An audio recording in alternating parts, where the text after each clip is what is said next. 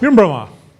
Kush janë shqiptarët? Kush është e vërteta për Shqipërinë? Neve shpeshherë jemi mësuar me dogmat, me mitet, të cilat i mësojmë që në shkollë. Por në fakt, historia e çdo kombi, jo vetëm e shqiptarëve, është pak më ndryshe. Unë jam dakord me ato që mësojmë në shkollë, sepse neve duhet të formojmë atë stofin kombëtar, boshtin kombëtar, por nga njerë duhet të shohim edhe përtej asaj perdes. Dhe për të folur për këtë kam zgjedhur për të debatuar, jo për ta intervistuar, një historian kontrovers, të cilin shpesh herë sa herë marrë në emisione, po jo vetëm unë, e sulmojnë, e anatemojnë, por nuk është keq ta dëgjojmë dhe të debatojmë me të, sepse debati kërkon edhe të jesh një çik i përgatitur për ta kundërshtuar. Nuk mjafton nacionalizmi, nuk mjaftojnë mitet, duhet edhe konteksti, duhet edhe krahasimi me vende të tjera. Dhe unë sot kam të ftuar zotin Olsi Yazagji. Olsi, mirëmbrëma.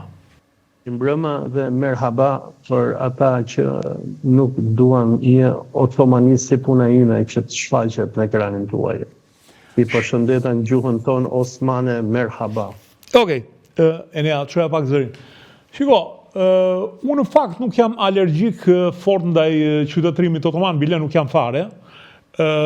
Neil Ferguson, një ndër historiani më i kotuar sot për momentin, i cili ka shkruar dhe biografin me autorizim të Kissinger, po ka shkruar dhe një libër të mrekullueshëm, Imperium, ku bën fjalë për shtrirjen e perandorisë otomane, e quan civilizimin otoman një ndër 6 civilizimet e rëndësishme që ka pasur bota. Kështu që është ignorancë që ta cilësosh një prapambetje e të tjera si jemi mësuar ti veshim neve qytetërinëve, por nuk dua të zgjatem në këtë, mund të bëjmë debat një herë tjetër kur të duash për sa i përket kësaj teme. Për rëndësinë, për të mirën dhe të këqijat që pati ai pushtim, përse dua të them diçka, t'ju tregoj diçka shikuesve tanë që Skënderbeu vërtet bëri një luftë të lavdishme dhe ishte një gur themeli në identitetin tonë kombëtar, për formimin.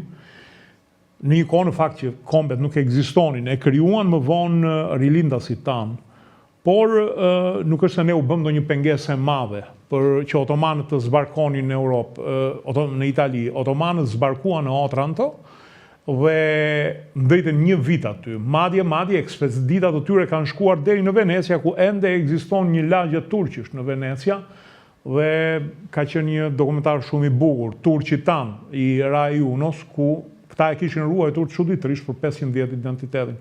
Në Otranto, madje otomanët, se ne ngatrojmë me turqit, bën një masakër ku vran 800 veta që nuk pranuan të ndronin fen nga katolik në musliman, dhe ata për kishën katolike janë martirët e Otrantos. Pra, nuk është se ne u bëm ndonjë pengesë e madhe. Thjesht otomanët donin të kapnin zemrën e Europës, nuk ju interesonte jugu i Italisë. Nuk e dia jam i sakt, zoti Yazagji.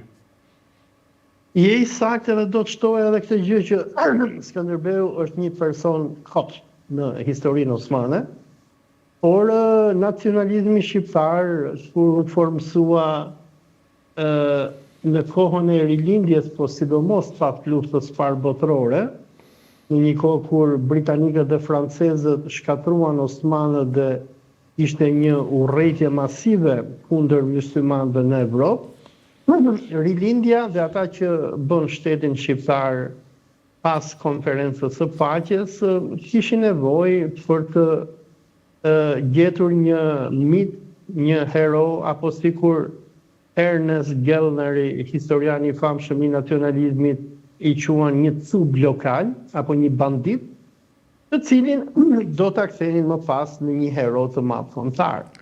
Gjithsesi ky banditi ka bërë disa betejë që kanë thyer goxha otomanë, nuk e di, thuhet që 2 sultan kanë ardhur këtu dhe nuk e kapën dot këtë banditin. Beteja ka bërë ai, po muhabeti që në kohën kur ai ka ekzistuar, nuk ka patur shqiptarë, se shqiptarët nuk janë ata arbërorët mesjetarë. Shqiptarët në 500 vite perandori osmane janë miksje popujsh dhe racash le të marrim kryeministrin Rama, që një Okej. degë familjes së tij vjen Nëse nga kjo- vlehët e Voskopojës, një vjen nga Sarajevo, domethënë shqiptarët Shiko, janë po, po. E kam- një çorë. Ja Xhaxhi, e kam të qartë kontroversinë tënde për sa i përket kësaj.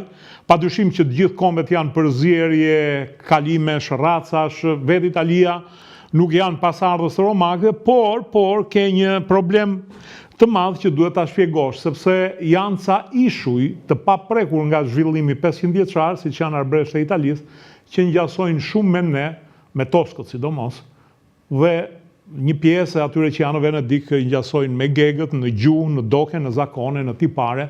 Vërtet Perandoria Otomane kaloi tek neve në ulësirë, patjetër që ka pasur një përzierje racash, është normale, por zonat malore kanë mbetur të paprekura sepse otomanëve nuk ju duheshin gjë, boll të paguaje taksën dhe për ta ishën rregull. Po jo kaq nihilist, të lutem, jo kaq nihilist.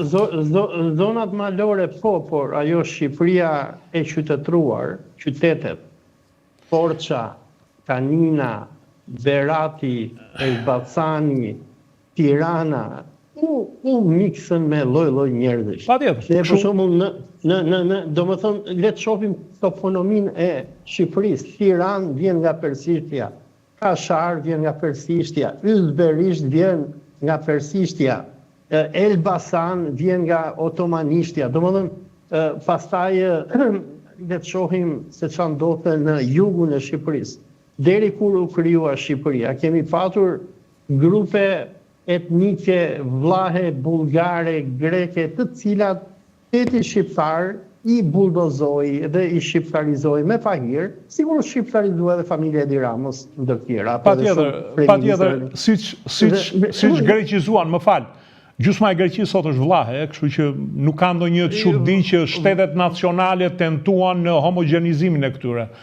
Sikurse dhe Greqinë e bën arvanitët që ishin shqipfolës, të cilët u asimiluan me dëshirë dhe u bën felen. Okej, nuk të pëlqen ta thuash ishin shqiptar. Se shiko, më ka bërë përshtypje nacionalizmi, ti antinacionalist, është i çuditshëm. Për shembull, njëri i quante grekët shqiptar, po që flasin greqisht. Tani se ka filluar edhe kjo, Ukraina si t'i quajnë rusofon. Unë nuk e di se si mund të jetë njëri mund të jetë rusofon, por nuk është rus, ose shqipfolës, por nuk është shqiptar, pa pasur gjuhë tjetër. Kur kam bërë doktoratën në Firenze, në Instituto Universitario Europeo, Olsi, me qënë se e ke bërë në Firenze, dhe unë ti e di shumë mirë që ashtu siç ne kemi toponime perse ose otomane, italianët vetë kanë toponime gjermanike që nga Lombardia, që vjen nga Longobardët, për mos vazhduan më tutje, ose shumë toponime arabe në jug. Po kjo nuk e pengon formimin e një kombi, Po kombet formohen, po muhabeti është që kombet janë si puna e groshës, e fasulës. Që kur e bën fasulen, do futesh groshën, do futesh qepën, do futesh domaten, do futesh mishin, do t'i zjesh edhe del fasulja. Domethënë, kombet janë trazim dhe gatim i shumë grupeve etnike, fetare në disa raste, dhe njerëzve me kultura nga më të ndryshmet. Dhe domethënë, teza ime është domethënë shqiptarët janë një popull që u krijuan në shekullin e 20, sikur janë edhe ukrainasit që i krijuan, domethënë, çfarë ishte Ukraina përpara luftës së parë botërore? Ishte Poloni. Më fal, ishte pjesë e perandorisë ruse, pastaj u nda. Po, kjo nuk ka asnjë çudi. Rumunët vetë janë të tillë, grekët vetë. Bile po të them edhe një kuriozitet, ADN-ja e grekëve është 100% turke. 100%. Dhe kjo nga studime italiane, nga studime serioze. Çka tregon që grekërit vetë, si kom, janë pinjoll të otomanëve. Që janë boshti i Turqisë së sotme. Edhe vetë turqit, identitetin e tyre janë produkti shekullit të 20 me ata turku, nëse ata nuk e quajnë vetën otoman. Ideja që ka kombe të pastra është një prallë me mbret. Domethënë, një nga familjet më të rëndësishme në Greqinë moderne, Karamanlisët, janë turq ortodoks që erdhën nga vilajeti Karamanit, kur ndodhen shkëmbimet e popullatave. E njëjta gjë ndodh sot në Turqi. Të shohësh figurat kryesore turke nuk janë turq. Erdogani është gjeorgjan. Davutogluja ishte tatar nga Krimea. Kenan Evreni ishte shqiptar. Mustafa Qemali ishte ndoshta Torbesh i Manastirit. Domethënë, Më falë se këtë Kenan Evrenin që ishte shqiptari ishte Kenan Evreni? shqiptar, po ka qenë ai generali që bëri kryeshtin. Okej, faleminderit. E njoh shumë mirë, po faleminderit që e përmend që pas ka dhe shqiptar. Po ka shumë shqiptar, biles po të shkosh në Turqi dhe ta njohësh nacionalizmin turk, turqit flasin për bejaz turk edhe kara turk. Kara turk i thon turqit e zi, ndërsa bejaz turk i thon turqit e bardhë. Dhe kur shkon viziton fjala bie Stambollin, të duket sigurie duke vizituar Kuçovën, se ke të njëjtat fytyra pak a shumë. Janë mysliman të bardhë që kanë ardhur nga Bullgaria, kanë ardhur nga ajo që ne sot njohim Shqipëri, nga Greqia, nga Kosova, e tjerë, dhe këta persona u turqizuan. E njëjta gjë ndodhi edhe në Shqipëri. Një nga kryeministrat e parë të Shqipërisë, Pandeli Evangjeli, të dikush shkon edhe lexon fondin austriak që kemi në Institutin e Historisë aty në Tiranë, ata thonë që ai nuk dinte të flisë shqip, fliste rumanisht me austriakët. Sigurisht Salahuddin Shkoza, që u bë ministri i luktës i qeverisë Pandeli Evangjeli, që ishte etnik turk, që nuk dinte asnjë fjalë shqip. Dhe puna është se çfarë ndodhi shqiptarëve, ashtu sikur ndodhi edhe turqëve dhe grekëve, se nacionalizmi ishte një ide shoviniste, raciste, që urrente fqinjin e tjerë, ashtu sikur në Greqi ndodhi helenizim me dhunë i arvanitëve, i slavëve bulgar, i vlehëve.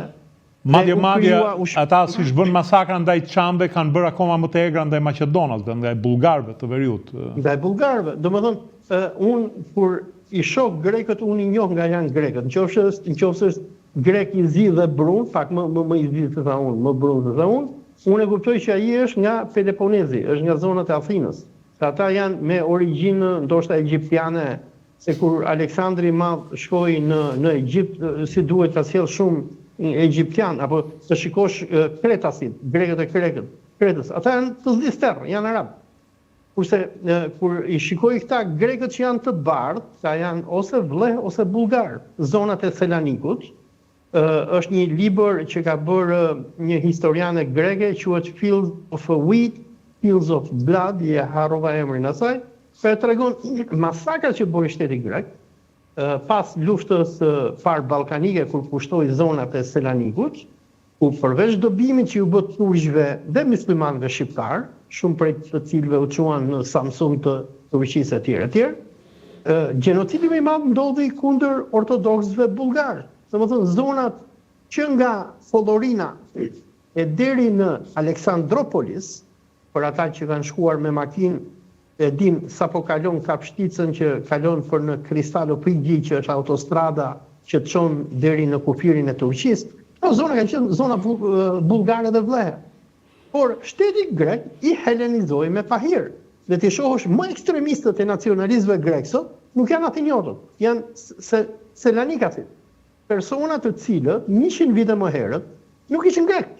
Dhe ashtu sikur u prodhua një popull i ri grek, u shpikën grekët, se edhe termi grek nuk, domethënë, vjen nga latinishte, nënkuptoi ndjekësit e ritit bizantin, ndërsa termi që grekët adoptuan për veten e tyre ishte Helenos, dhe nga që mendoni që ne jemi pasardhësit e helenëve të lashtë, që ata nuk janë, dhe u zëvendësua termi që otomanët gjetën nga bizantinët dhe ruajtën, që i quanin Rumeliot apo Orumçi, dhe këta njerëz që i quanin veten Romans apo Rumeliot, si pasojë e nacionalizmit francez, ideve të iluminizmit francez. Që të jemi sakt, termi Bizant është një term i përdorur në shekullin e 20, sepse vazhdimisht janë thirrur perandoria romake e lindjes.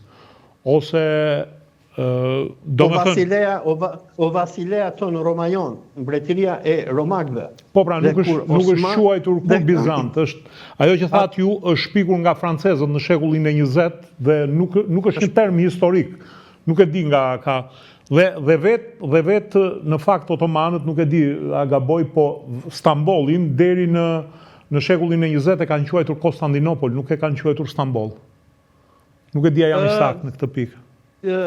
Sepse vetë zyrtarisht e quanin Konstantinia, por me marrjen e Stambollit nga Mehmeti II, filloi të përdorej edhe termi Islambol, që do thotë shumë islam, sigur përdorej edhe termi grek Istanbuli, do më thënë po shkoj për një qytet. Por kur Ataturku nisi reformat turqizuese, duke turqizuar veten parin, duke i dhënë mbiemër të vetit Ataturk, edhe pse Ataturku s'ka asnjë lidhje me turqit, edhe Konstantinopolis apo Konstantinopolit ju ndryshua zyrtarisht emri dhe u bu Istanbul që përdoret. Mos ja u thuaj këtë turqve se kur ja u thash një herë ekuipazhit të një nëndese turke që ishte në Durrës, desh më vran, domethënë. Po mos isha zëvendës ministër mund të ma bënin dermanin. Po dëgjoj, turqit janë më të çmendur se sa shqiptarët në nacionalizëm. Domethënë, ne në Shqipëri e kemi atë lloj tolerance që del dikur si puna ime apo Fatos Lubonja. Mos harojmë diçka që janë ndërkombët e pakta në botë, 4-5 janë të tillë që kanë ndjenjën perandorake, e vetë ndjenjën siç persianët e ndjenjën veten trashëgimtar të një perandorie. Edhe do doja të kaloj avash nga Irani. E zgjata vetë.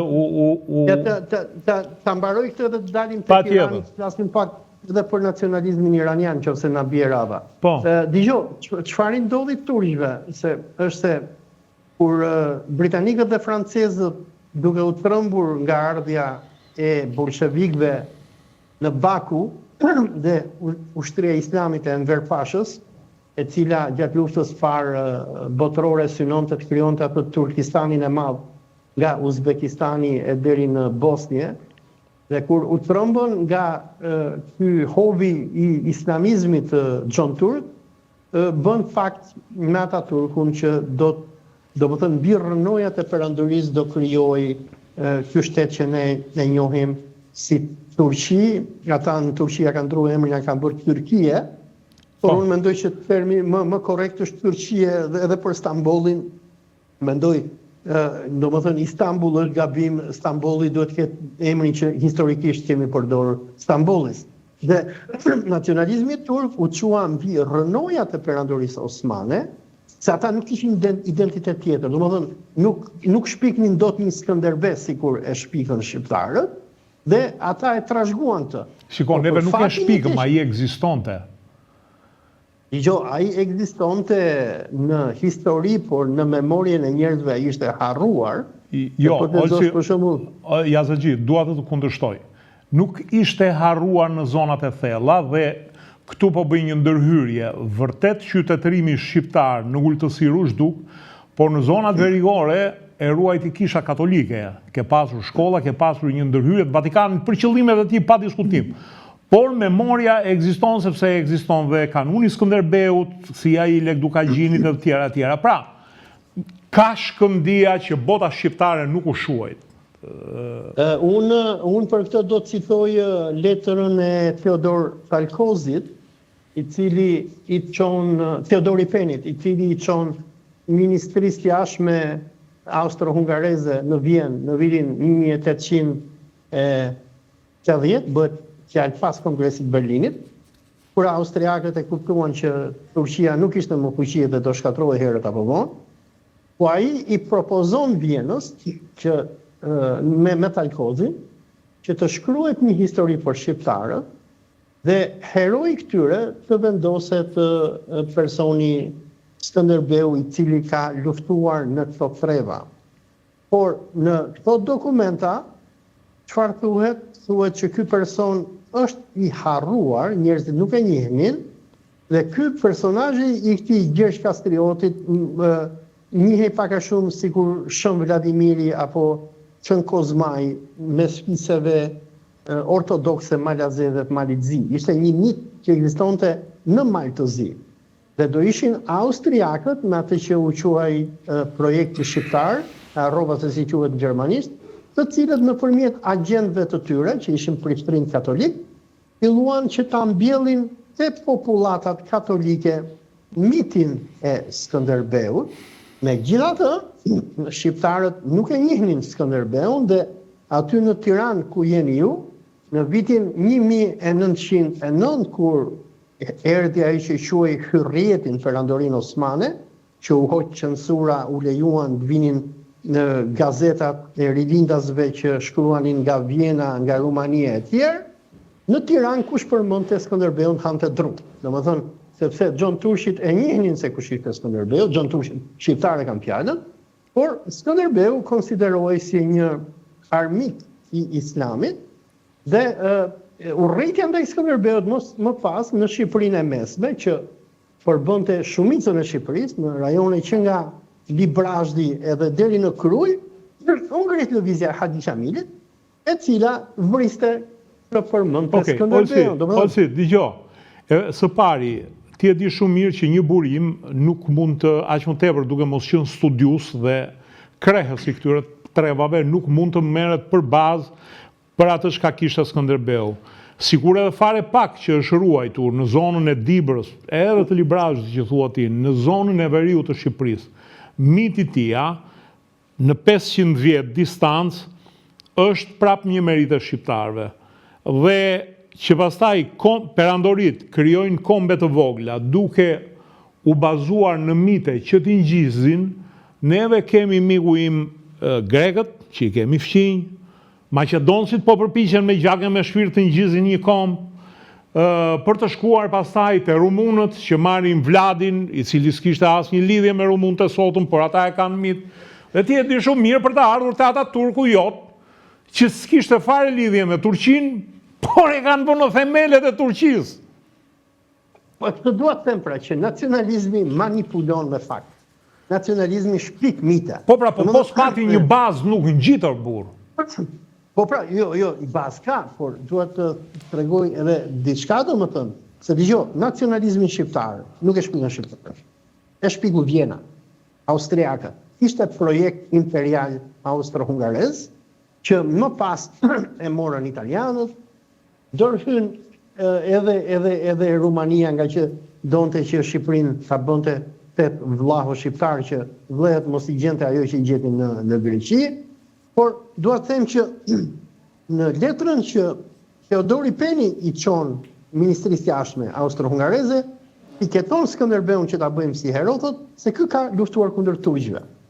Po mos ishte Skënderbeu, nacionalizmi shqiptar do prodhonte një hero tjetër, do prodhonte Ali Pash Tepelenën, Karat Mahmud Pash Burçatlin, do gjej një cub lokal, një fort, të cilit do t'i visheshin mite dhe legjenda dhe që do kthehej në idhull, se domethënë çdo nacionalizëm ka nevojë për një idhull. Për shembull, marrim amerikanët, George Washingtoni ishte një cop bandit edhe kriminal edhe vrasës, ata e bën hero të kombit. Apo Abraham Lincoln, domethënë një agent i bankierëve të New Yorkut që e bran vetë amerikanët dhe bëri luftë. Ti e di shumë mirë që Garibaldi ishte thjesht një mercenar dhe ka vuri e pagua ti për këtë punë. Dhe në jugun e Italisë, ti e njeh shumë mirë që ai njihet si një vrasës dhe genocidist, që zhduku fshatra të tëra.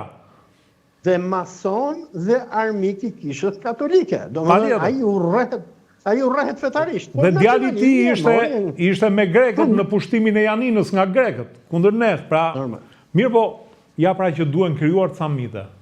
Dhe italianët e kanë mit shumë të vonë, e kanë gati më të vonë se sa ne, mitin e Garibaldit dhe të Kavurit, i cili edhe ky ishte një agent i anglezëve që e krijonin kundër francezëve si kundër peshë. Kjo është historia e një populli 60 milionësh. Çfarë do bënim ne 3 milion? Na duhet një mit pra.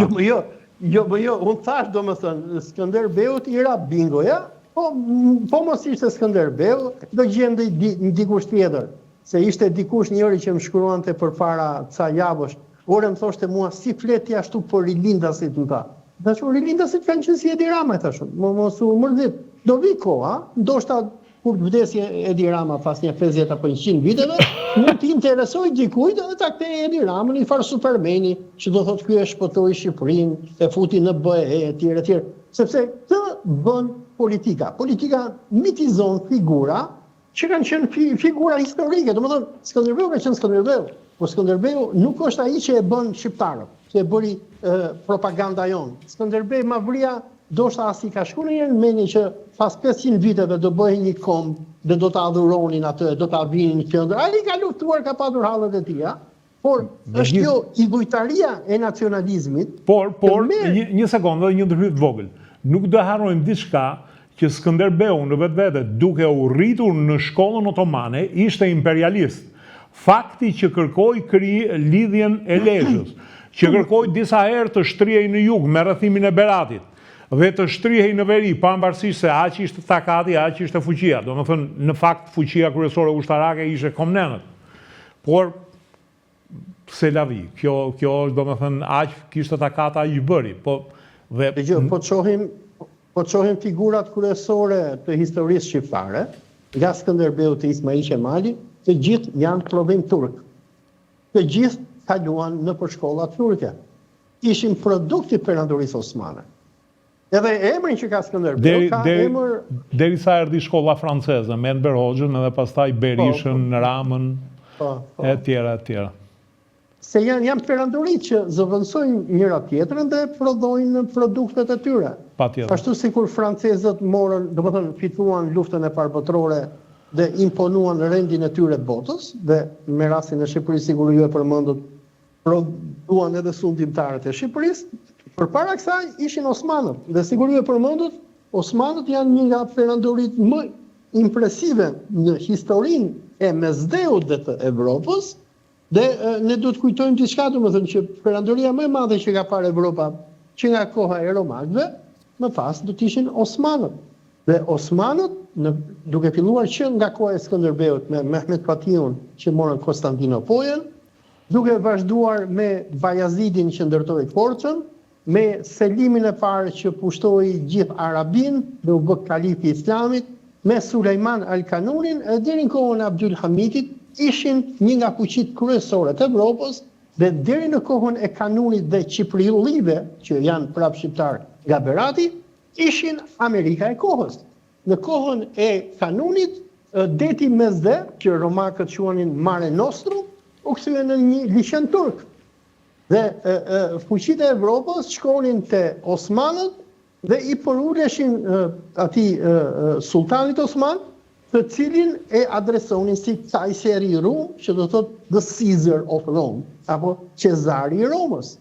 Dhe shqiptarët që u formsuan si kombë në kohën e osmanëve, u formsuan nga që, domethënë si disa popullata malësore që ishin, duke u islamizuar dhe osmanizuar, arritën që të asimilonin popullata dhe grupe të tjera etnike. Dhe këtë ne shohim shumë kollaj sot nga Shqipëria deri në Kosovë, emrat e qyteteve dhe të fshatrave tona nga Podgaret, Pogradet, Torovoda, e tjerë, janë slavisht apo greqisht.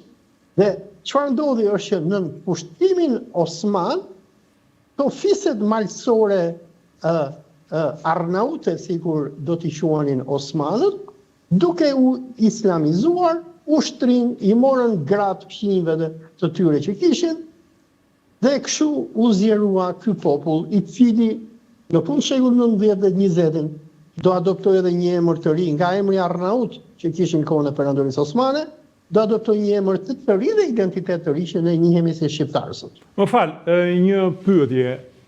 Arnaut nga se ka prejardhjen që na cilësojnë turqët? E kanë marrë nga grekët, Arvanidis. Dhe kur ata pushtojnë Ballkanin në kohën e Muratit të dytë, por fillon që me Muratin e parë, ata edhe do kryejnë Sanxhaki Arnaut, Sanxhaki Arvanit, domethënë Sanxhaku i Arvanitëve, dhe nga që ata gjetën këto popullata që grekët i quanin Arvanites, dhe me qënë se më përmendë edhe Arboreshët. Këta Arboreshët, kur erdhën osmanët, u ndanë në dy grupe.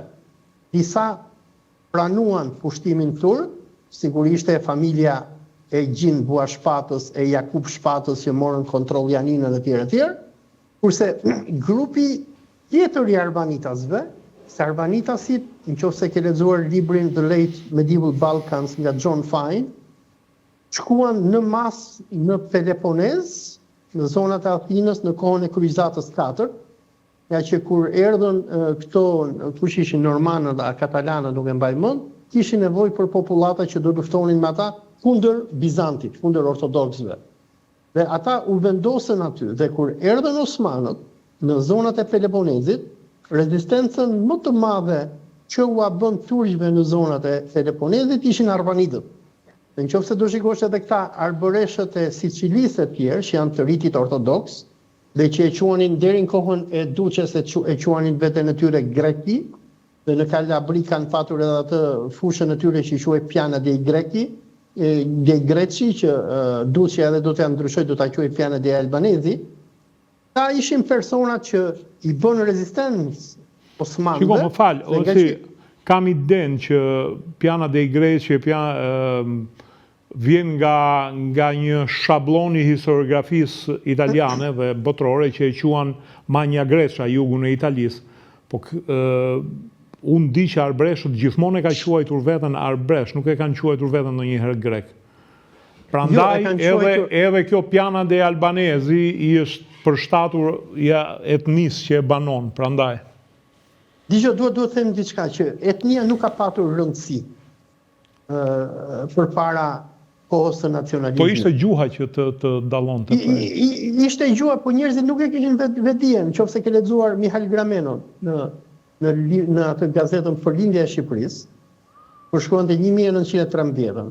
Është para 28 nëntorit është. Kur i thonim shqiptarëve, hajde mësoni gjuhën tuaj, na thonin ç'e duam ne këtë gjuhë? Kjo është i gjuhë Gjyprish.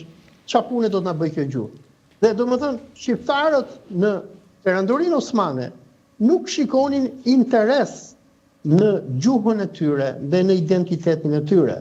Nga që domethënë këto vilajetet që ne i quajmë vilajetet shqiptare, ishin sikur është Fjallabie Ontario apo sikur është Saskatchewani në perandorinë kanadeze. Dhe ti domethënë mund të jesh shqiptar që jeton në Bloor Street në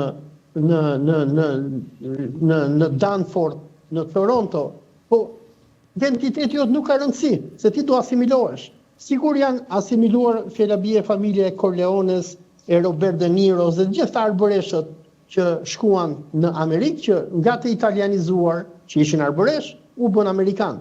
Se perandorit e kanë këtë gjë. Po duhet të thoja vetëm këtë gjë, që po të dëgjosh këngët e këtyre arbëreshëve, kënga e tyre është Moj e bukura more. Moreja nuk është në Shqipëri, Moreja është Peloponezi. Se këta u dobuhan nga Moreja, nga osmanët, dhe u vendosën në jugun e Italisë. Ka edhe një diçka.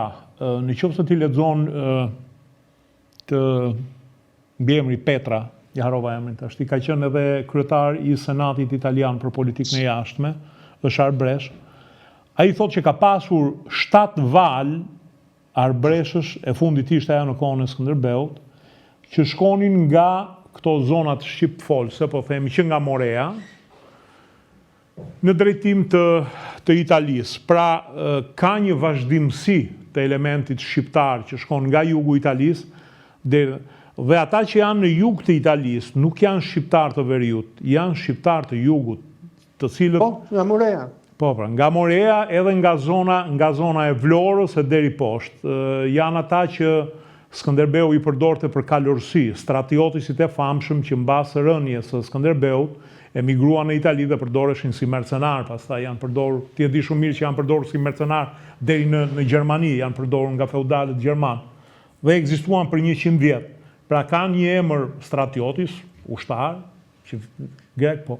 Pra është një histori shumë e ngatruar, po gjithsesi elementi shqiptar dhe gjuha shqiptare është prezente, Olsi.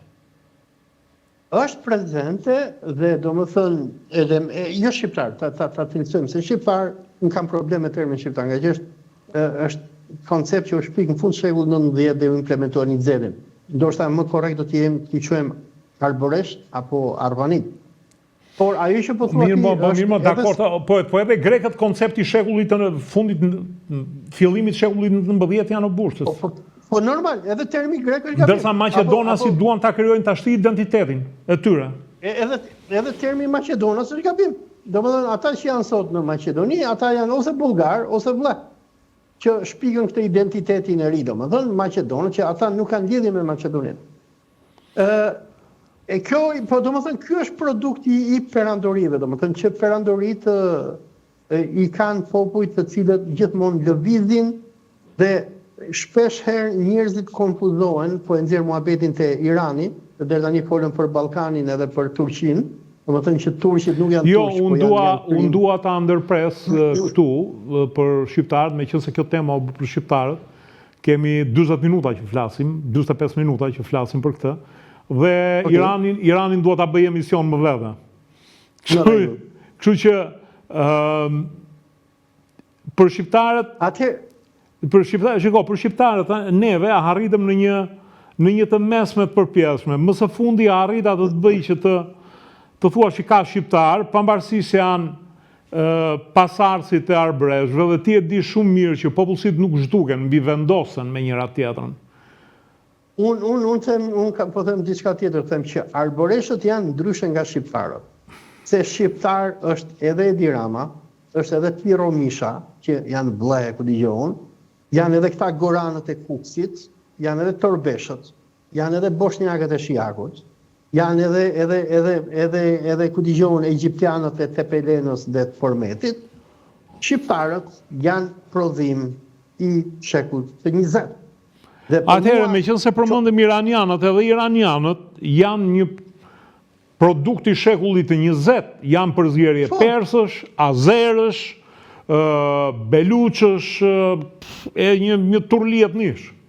Nacionalizmi iranian është një budallik aq i madh sa që edhe nacionalizmi shqiptar, por ata që kanë lexuar për Iranin sikur lexoj unë, është që edhe termi Iran u shpik në vitin 1935 nga Reza Pahlavi, që ishte një turk azer, të cilin rusët e sollën në pushtet dhe rrëzoi dinastinë e Kaxharëve, dhe Reza Pahlavi ishte pak a shumë sigur Enver Hoxha, Ataturku, Ahmet Zogu, që nisi proces deislamizimit të Iranit, dhe i inspiruar nga nacionalizmi evropian dhe idet e arianizmit të Adolf Hitlerit. Kjo është edhe arsye pse britanikët e hoqën nga pushteti në 41-shin, vendos papritur në 1935-ën që Persinë e lashtë do ta quaj Iran, dhe termi Iran do thot arian,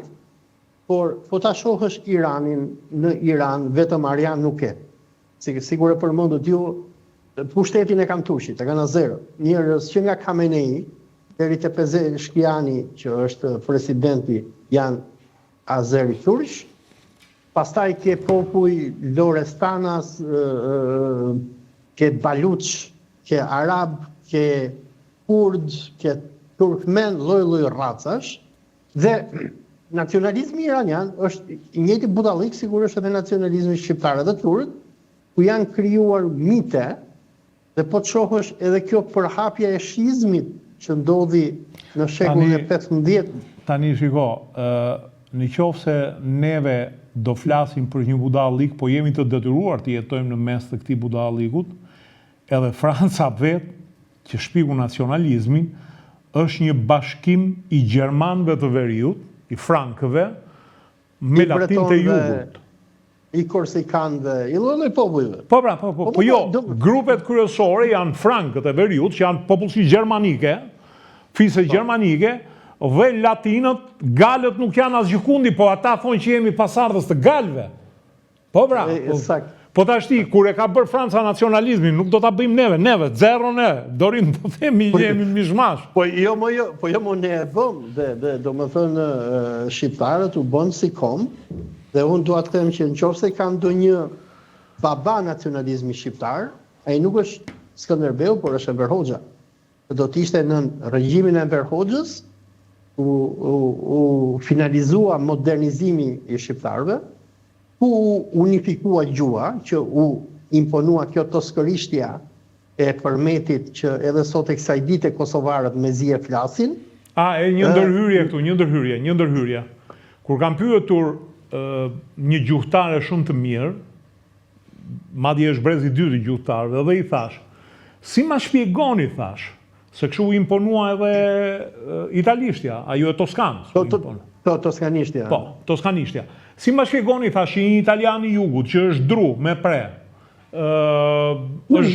është generik, është shatar që punon tokën, te kalon me njëherë nga dialekti në gjuhën letrare, kur ti flet, në qoqare. Si? Në qoqare, si quhen qoqare? Jo, quhen italian të jugut, një puljez, një sicilian, një çfarëdo, një... Po, kanë atë dialektin, qoqar quhen. Jo, qoqarja janë në jug të Romës, që është edhe libri i famshëm, po kanë dialektin barez, për shembull, ose po të rish me një napoletan, ti se kupton fare, po të rish me një barez, po bari ka dialekt tjetër, brindisi ka dialekt tjetër. Megjithatë ata kalojnë me njëherë në gjuhën letrare, thash si ka mundësi. Sepse tha, gjuha jonë letrare, dhe jam dakord me ty në këtë pikën që e kanë shumë të vështirë veriorët ta flasin, edhe jugorët kur shkojnë në veri duan të flasin ta zëm shkodrançë ose janë karikature gjallë, estrad, po të flet njëri që e flet shumë mirë dialektin e veriut, sepse unë shkova i vogël në veri, shkova 12 vjeç, dhe e mësova kollaj të flisnja shkodrançën, dhe më vonë nuk dallohesha, sikur dhe sepse në shtëpi më flisnja dialektin e Gjirokastrës. Dhe si përfundim më tha, shiko tha, është një gjuhë letrare shumë e re, tha.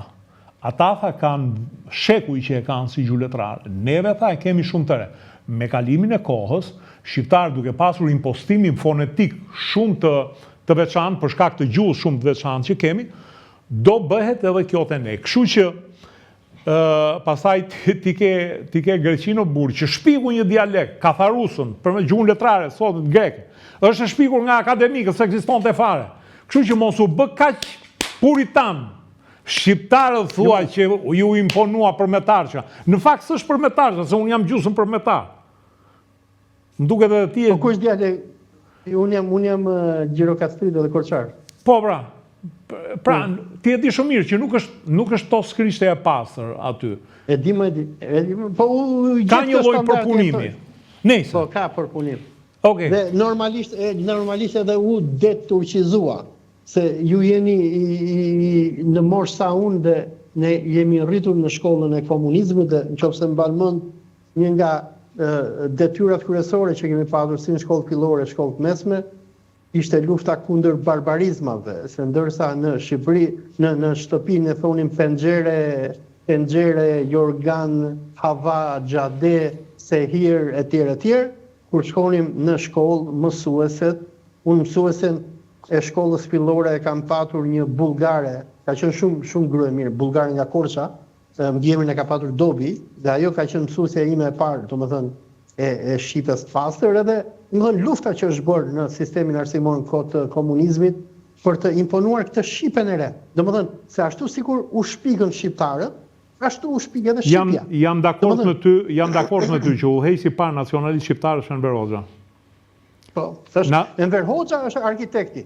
Ai bëri kombin. Domethënë Skënderbeu, këto janë gjitha mite. Në qoftë se ka një person i cili në mënyrë shkencore, programatike, tetërore, institucionale krijoi kombin shqiptar, nuk është Skënderbeu, është Enver Hoxha. Pa diskutim. Ta urrejmë, ta duam sa duam, por fakti është fakt. Domethënë Zogu nuk bëri dot shtet. Italianët dështuan. Dhe teti i vetëm që ka parë kontinuitet mes shqiptarëve, se kjo që ndodhi nga vitet 90, kjo është barbari, domethënë. Po të shohësh që unë për shembull kur shikoj këto televizione shqiptare sot që janë këto top channel e klane kështu, unë domethënë kur mundohem t'i tregoj dikujt se si është transformuar Shqipja, i them vetëm hape dhe lexo se çfarë shkruhet. Gjysma e fjalëve janë anglisht të shqipërizuar, domethënë Shqipja ka humbur. Kurse të shqipen moderne, shqiptarin modern, identitetin tonë modern, e themeloi Enver Hoxha. Domethënë regjimi nuk ishte i vetëm. Duke përdorur inxhinierinë sociale të komunistëve, po komunizmi në këtë rast Enver Hoxha si shërbeu për të marrë pikërisht këtë inxhinierinë sociale, krijimin e fshatrave të përqendruara, të varrezave të përqendruara, se ne i varrosnim në fund të Baçës që të gjithë, inxhinieria e grupimeve në përqytete, sepse neve vetëm qytetes ne kishim fshatra të mëdha, Pra, inxhinieria sociale e komunizmit e ndihmoi që të formonte kombin. Këtu, për herë të parë, po ndajmë një mendim të bashkët. Biles më bëri përshtypje para disa ditësh, kur isha në Shqipëri, domethënë, se kam një mik nga Korça, edhe më thotë nga jeti me origjinë, unë i them unë jam mbrapa malit Korçës, si quhet ai, Mali Moravës. Edhe se ky e njihte mirë Korçën, si quhet fshati Vërlen, i them unë. Po tha, nuk ekziston një fshat i tillë tha.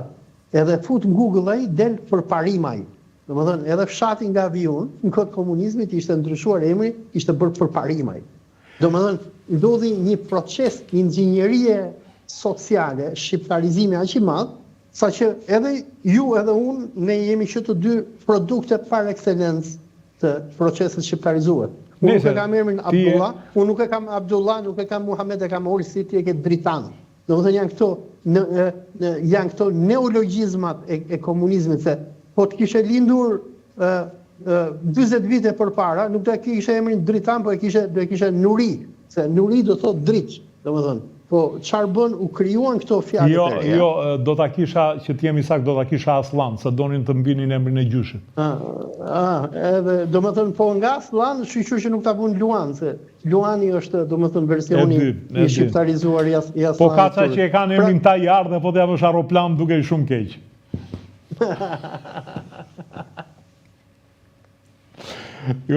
Para disa ditësh po i mbaj një leksion studentëve të mi për Islamin në Ballkan dhe po i tregoja se çfarë ka bërë procesi i shekularizimit në Shqipëri, se ky proces shekularizimi ka ndodhur në shumë vende myslimane, sikur ka ndodhur në Turqi për shembull.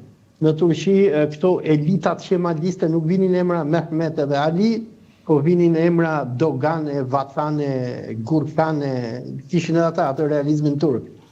E njëjta gjë ka ndodhur në Indonezi, ku u bë proces deislamizimi dhe nacionalizimi në kohën e Suhartos dhe Sukarnos, dhe po i tregoja se çfarë na ka ndodhur neve në Shqipëri, edhe i thash që po të vini në Shqipëri, do gjeni imam me emra Elvis, si Elvis Presley, dhe Vladimir, si Vladimir Ilich Lenini. Do më thëmë, po t'ja thuash një vendi si punë e Malajzisë. Siç ke prif në emrin Agron, për shumë, sepse kryetari kishës autoqefale shqiptare ka emrin e vet Agron, tjetër se ka marrë Johan pastaj.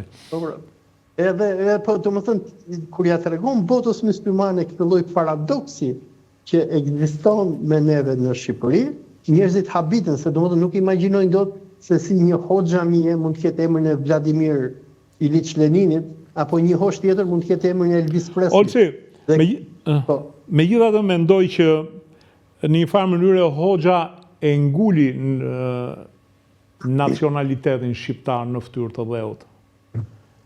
Ju pëlqen disa, e krijoi një mit, e krijoi një emër, dhe unë mendoj që gjithë ky lloj nacionalizmi në fakt nuk e ka idenë që e ka burimin në 45 vjetë komunizëm. E flasin, por origjina e tyre është pikërisht, ti e the shumë mirë që Zogu, i cili ishte një surrogato e shkollës austriake në fakt, që tentoi të. Austriake dhe otomane, se duhet kujtojmë një fakt që Zogu shkollimin e parë e ka marrë në Aksaray dhe ka qenë pjesë e grupit të osmanistëve me Haxhi Ali Elbasanin dhe është shkolluar me djalin e Abdul Hamidit. Domethënë, Zogu ishte një aksident historik. Domethënë, një person që rap perandoria, po që ishte i shkathët edhe sharlatan, që domethënë unë kur kam bërë një shkrim në kohët e fundit për procesin e transformimit të Islamit në Shqipëri dhe marr shembullin e Zogut se si e de-otomanizoi identitetin e tij, duke ndryshuar mbiemrin e tij. Nga mbiemër turk, Zogolli, që do thot Zog Oglu, bijtë e Zogu, që e bëri Zogu. Por, sigur, më falë se të ndërpreva, po Zogu ishte një aksident, do më thënë, por edhe nuk arriti do që të bëja si gjë, do më thënë, u mundua të bënde diçka për dështoj.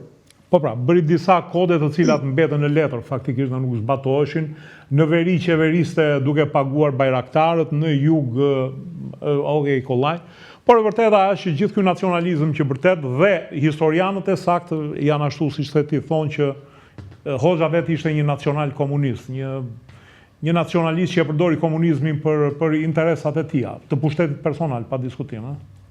Por duhet të themi edhe diçka tjetër që nuk e thonë mediat shqiptare nga që kanë frikë, një rol shumë të rëndësishëm në krijimin e shtetit modern shqiptar dhe në vendosjen e piketave të nacionalizmit në Shqipëri ka Rusia dhe Stalini.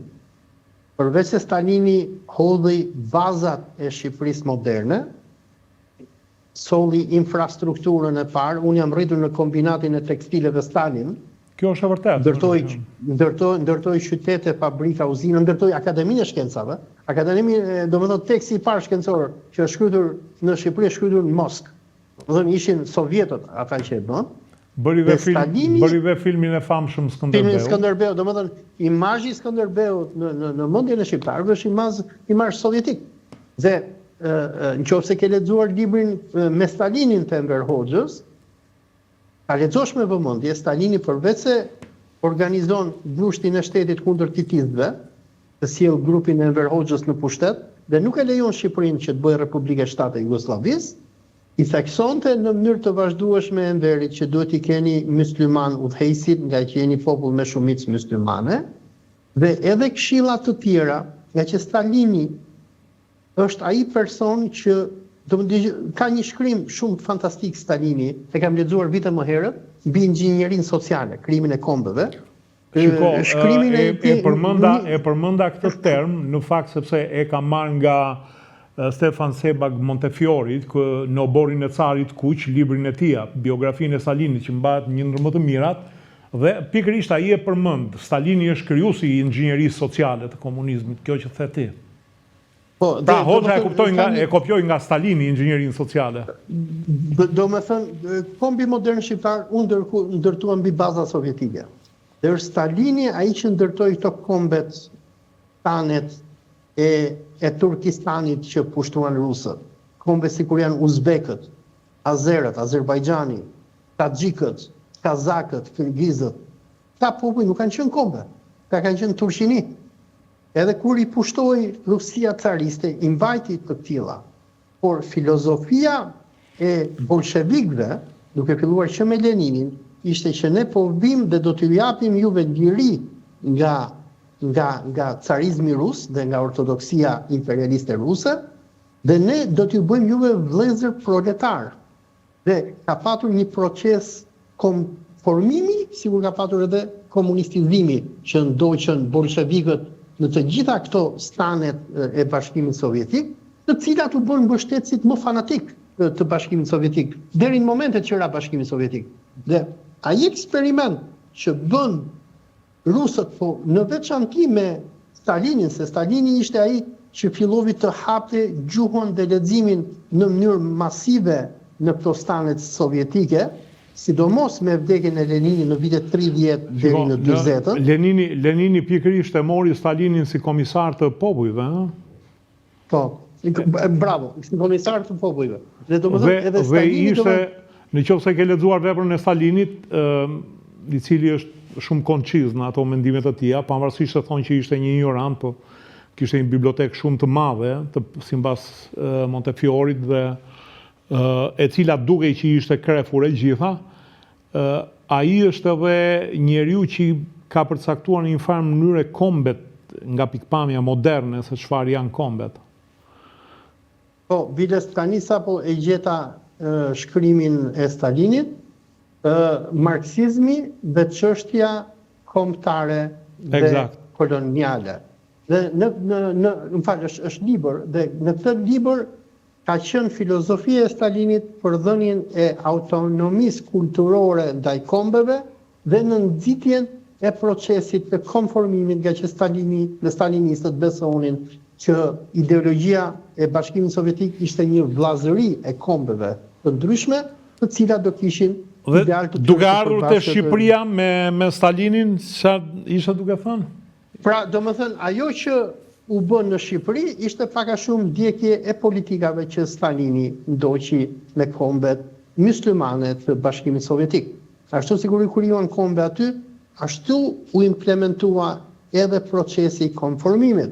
Dhe sikur edhe ju sapo e përmendët, domethënë shqiptarët 95% të tyre për herë të parë për Skënderbeun kanë mësuar nga sovjetikët, se do të ishte elektrifikimi i vendit që nisën sovjetët, do të ishte prodhimi i filmit Stalini me aktorin Gjorgjan Akaki Harova që shqiptarët do të shohin atë heroin e tyre legjendar, i cili, sikur edhe e portretizoi propaganda komuniste, nuk ishte që luftonte vetëm turqit, por luftonte edhe Perëndimin, Venedikun, Papatin e tjerë, që simbolizonte pak a shumë konceptin e rezistencës që Shqipëria duhet kishte, si ndaj lindjes, ashtu edhe ndaj Perëndimit.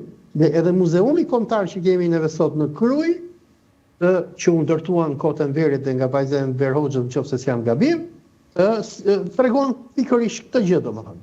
Shqipëria është tillë graniti me Skënderbeun që lufton si lindjen si Perëndimin, dhe nëse Skënderbeu u mitizua si, me thënë, Krishti apo Mesia i shqiptarisë, i cili parahapte dhe paraprinte rrugën, pejgamberi final apo profeti i fundit ishte Enver Hoxha, i cili zbatoi amanetin e tij dhe bëri Shqipërinë moderne, e cila pati shumë probleme. Në fakt, Hoxha e imitoi në disa gjëra, në martesën që e bëri me një grua nga veriu, siç Skënderbeu e kishte bërë me një grua nga jugu. Tentoi t'i afrohej miteve të Skënderbeut në disa simbolika të tija, po ta shohësh. Pavarësisht se nuk e lejoi asnjëherë që ta quanin një Skënderbeu të dytë, siç ndodh me udhëheqësit e demokracisë, që të gjithë kanë qef të quhen Skënderbeu i dytë. Shikoj, mbyllim këtu këtë debat.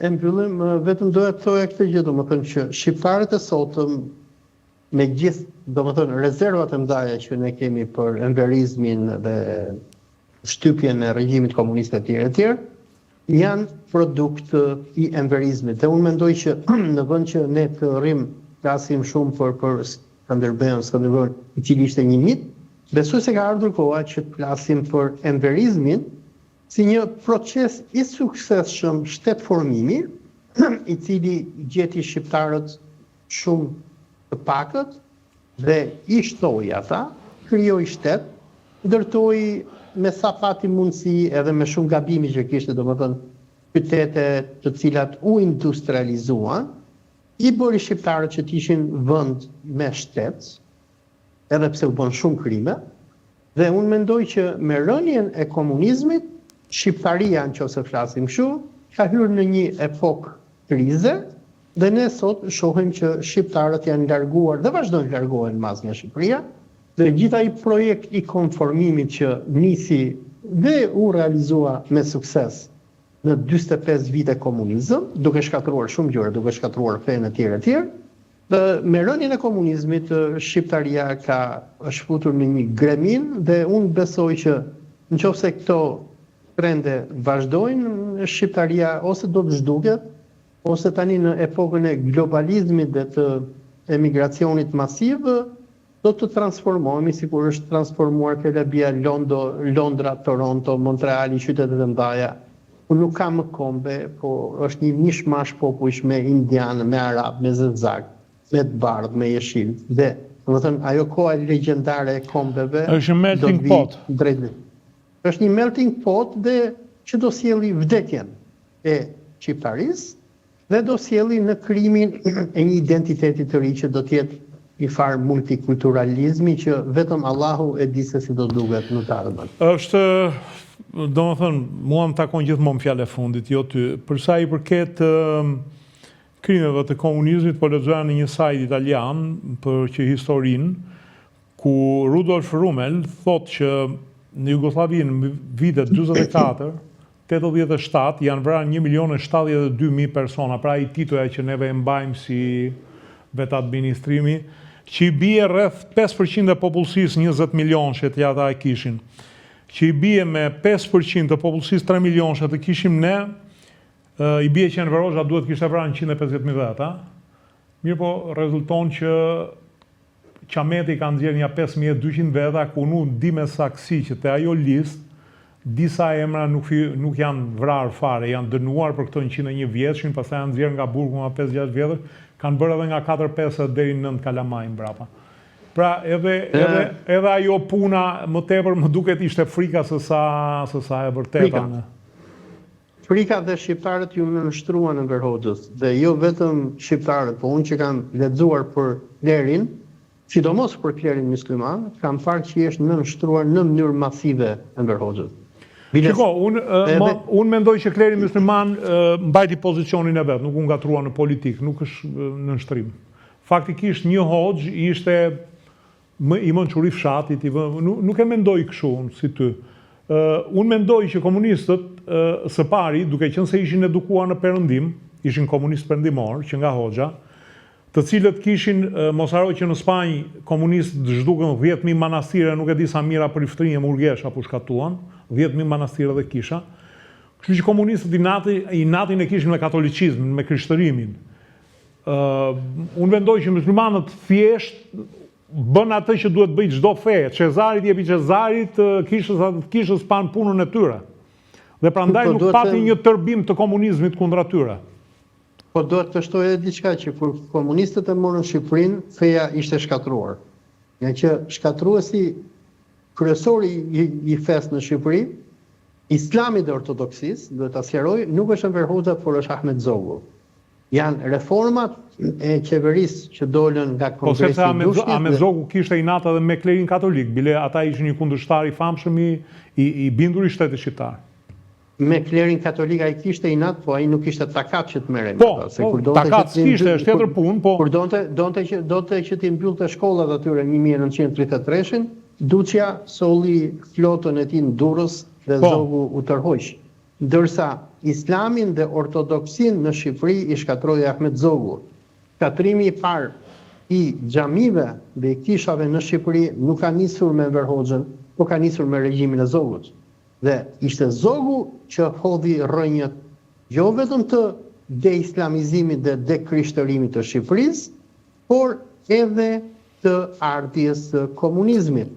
Për kush ka lexuar librin Vitet të Vegjelisë të Enver Hoxhës, Enver Hoxha flet me mall për medresen e Gjirokastrës aty dhe për mejtepin e xhamis, ku thot mësova elif ban, domethënë kishte mësuar gërmat arabe, po mësoi edhe gërmat latine.